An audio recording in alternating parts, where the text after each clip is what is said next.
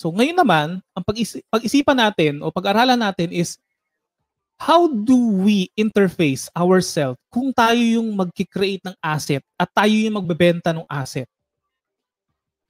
Okay? So ganito yung gagawin natin. Ito, yung website. This is the website that you need to check if you want to join Adobe Stock as a contributor.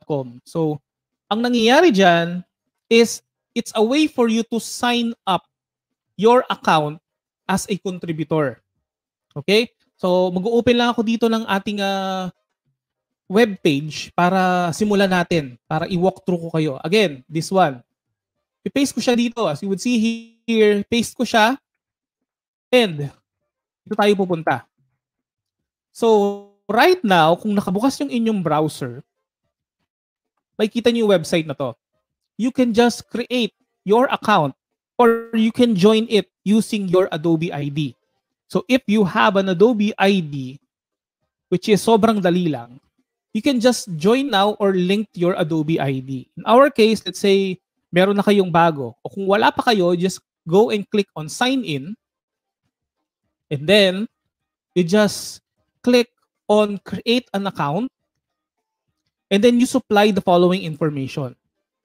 Ganun siya kadali. Lagay nyo siya dyan.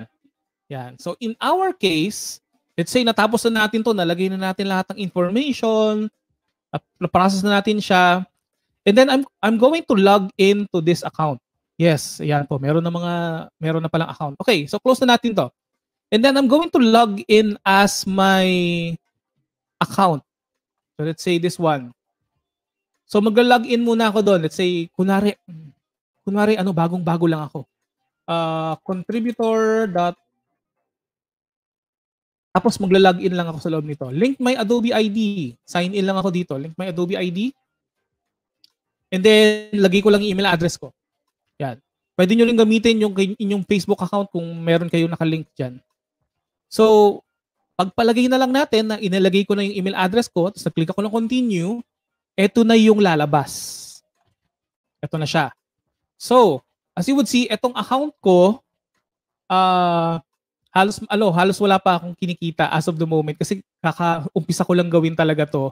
Around mga 3 months ago, sinimulan ko siyang gawin.